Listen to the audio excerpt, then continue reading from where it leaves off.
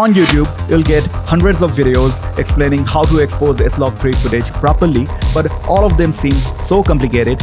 And in this video, I'll try to break down and simplify all the necessary knowledge that you need to know in order to expose S-Log footage correctly each and every time without fail, no matter which Sony camera you're using.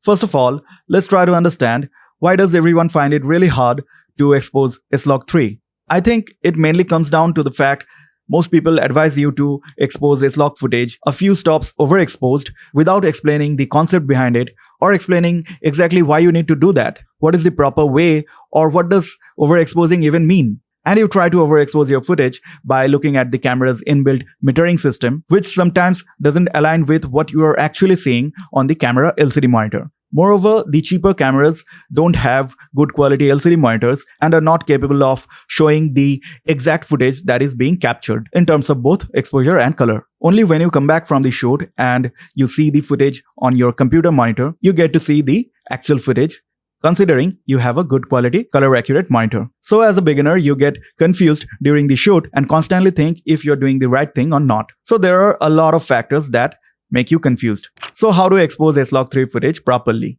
So it has two parts to it. One is the actual shooting process and the other one is the color correction part.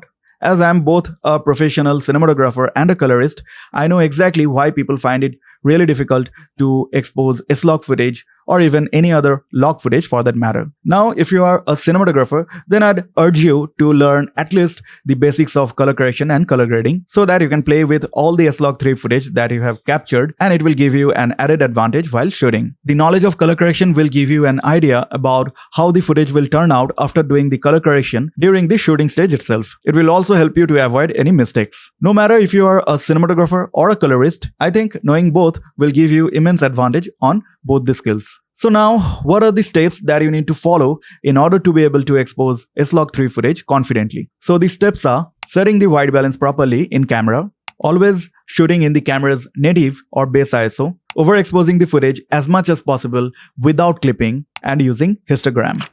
I think setting your white balance properly in camera is the most crucial and the most basic thing that you need to be able to do, whether you're shooting in S-Log3 or any other picture profile for that matter. You should always set your white balance manually and properly before commencing any shoot. Never keep your white balance in auto mode, otherwise all the footage will have slightly different white balance and you will have a hard time color correcting each and every clip, even if they are shot in the same lighting scenario. So it will be better to set your white balance manually and set it properly before starting the shoot, and do not change it in the middle of the shoot unless and until the lighting changes. So no matter if you're shooting in 8-bit 420 or 10-bit 422 or even in RAW format, make it a habit to set your white balance properly before pressing the record button. This will definitely make you a better cinematographer and your colorist will thank you for this. So no fix it in post mentality. The next point is always shoot in the camera's native or base ISO. Each camera has a native ISO that is also called the base ISO of that camera. Some expensive cameras have dual native ISOs. In the camera's native ISO, the camera performs the best. In this ISO, the camera produces the least amount of noise and the maximum dynamic range.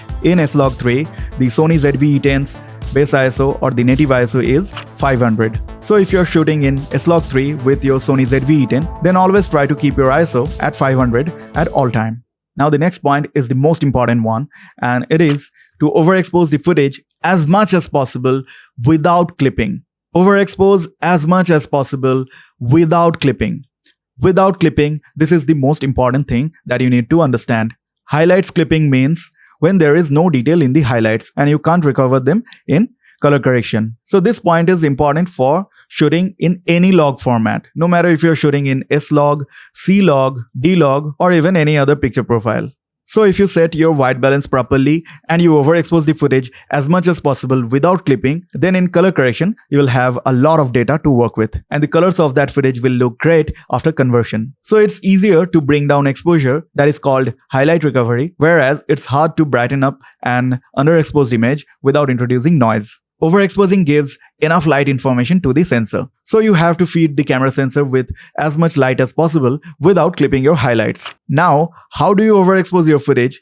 There lies the secret to amazing looking footage. If you use your ISO to overexpose your footage, then there is no benefit. Because remember, the camera produces the best possible result in its native ISO. So you can't change the ISO if you want great looking footage. That's why a lot of people don't get desired results even after overexposing, because they use the ISO to overexpose. And that's why Sony's cinema line cameras have a Cine EI function in which the camera always shoots in the base ISO. If you want, I can make other detailed videos on this topic. So the basic rules are, you need to feed the camera sensor with as much light as possible. The scene should be overexposed at base ISO of the camera, and shutter speed should be double the frame rate at all time. So at this moment, if you're shooting at 23.976 frames per second, then your ISO is locked at 500 and the shutter speed is at 1/50th. You can't change these two settings. So you need to have enough light at your disposal. If more than you need, then even better. If necessary, then use an ND filter to control your exposure. So the main secret is having enough light. There is no other way around it. So now comes the most technical part, and that is to use histogram to check your exposure. Now assuming that you have enough light, then how do you actually measure the exposure? Which tool to use? For that, I recommend and I personally use the histogram. In my opinion, this is the most simple and efficient tool to use to set your exposure, and it is found inbuilt in most cameras. Some people may advise you to use zebras, but that takes a bit more time than histogram, in my opinion. I'll make another video on how to use zebras to expose.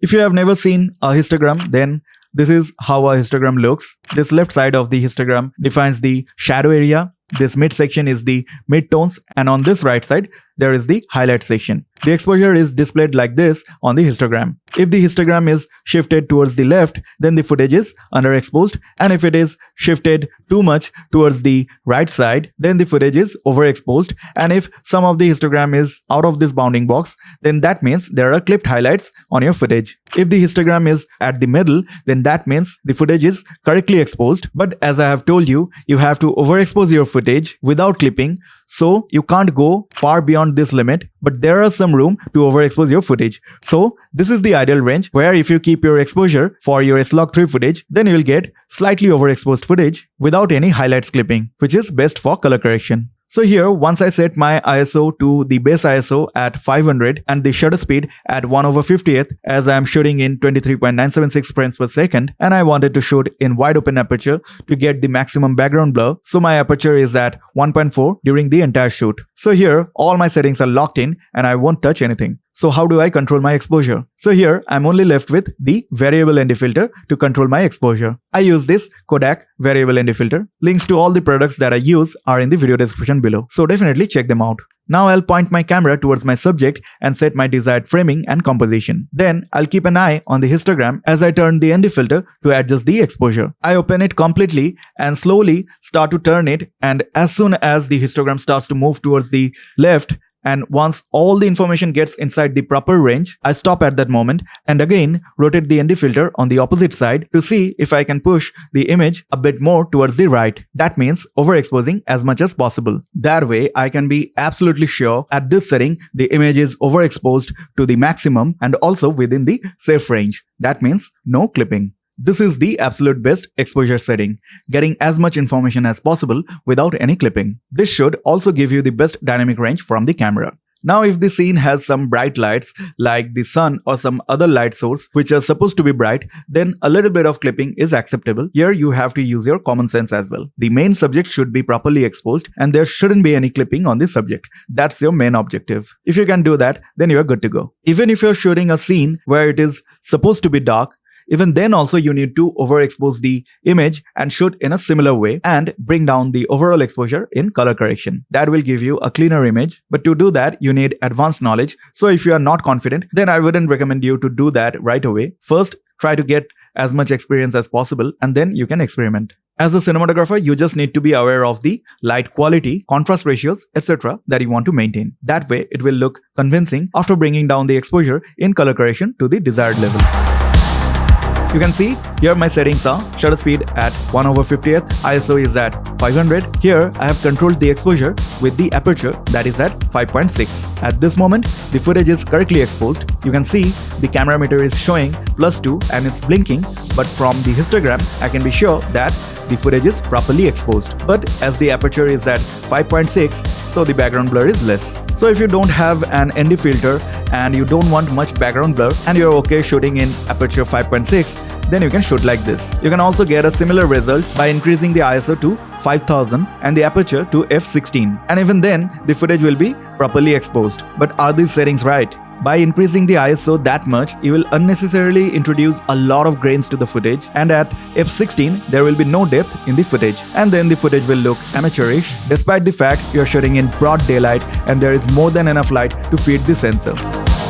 Now there are a few things that you need to keep in mind. First of all, never trust the camera LCD or the camera metering system. Instead, you can blindly trust the histogram. If you know how to use the histogram to expose the footage properly, then no matter what the camera LCD is showing, you will always get good footage when you come back home and watch the footage on a good quality monitor. As the Sony ZV-E10's LCD screen is of really low quality, when set to the highest brightness level, it shows all the properly exposed footage as blown out, as the screen is simply not capable enough of showing high brightness pixels. So if you are a beginner and you judge your exposure by seeing the footage on your camera LCD, then you may get confused by seeing your footage on the camera LCD as blown out when setting your exposure with the histogram method. But if you have set it properly, then trust me, the actual footage is being recorded in the correct exposure and you have nothing to worry. Although I will highly recommend you to do a few test shoots with your camera to understand your camera LCD better, and it will help you be more confident while in a real life shoot. So always set your white balance properly in camera, always shoot in camera's native ISO, use enough light and a variable ND filter to overexpose the image to the maximum without clipping, use histogram and your common sense for this purpose, and you will get the best result possible with your S-Log footage all the time without fail.